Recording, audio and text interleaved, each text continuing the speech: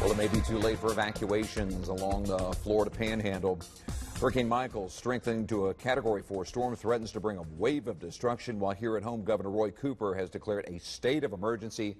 Hurricane on course to make landfall this afternoon. We're going to bring in Kate Garner in the Fox 8 Max Weather Storm Center. Now, Kate, what are we looking at as far as the storm? It looks like it's right on the coast. When are we looking at landfall?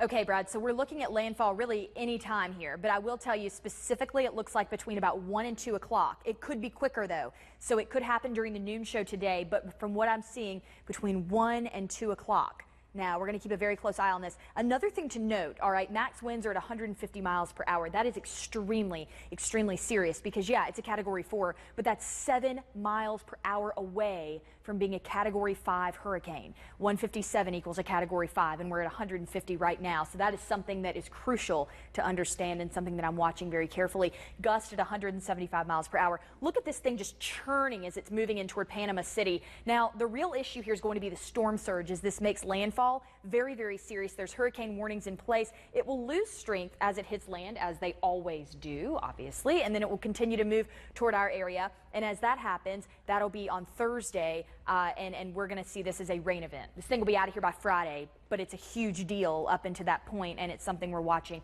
very, very closely, especially because it is so close now to that Category 5. All right, here locally, did want to show you that we are already seeing rain. Today's a huge rain day, and tomorrow's a big rain day for us, too, thanks to this storm. But this rain is moving in right now, and you're seeing it's a little heavy off to the south and then off to the west as well. So everybody going to be seeing showers today. But here's what I want you to know about Michael, all right? Here's what I want you to know about Hurricane Michael. Many of you have asked me, compare this storm to Florence. Okay, I will. It's a lot different than Florence. It's very, very different. You're going to see that Florence only moved at about 3 miles an hour. This storm's moving a lot faster than that. So really, it's very different than Florence. I know that's a big concern, especially to people on the coast, but don't worry about that. This thing's going to be out of here, like I said, by Friday. 4 to 6 inches of rain is what we're looking at here in the Piedmont Triad. Some of you will see a little more, and some of you will see a little less, but that is what the National Hurricane Center is predicting, and I always go with them. They're the experts, and they say 4 to 6 inches.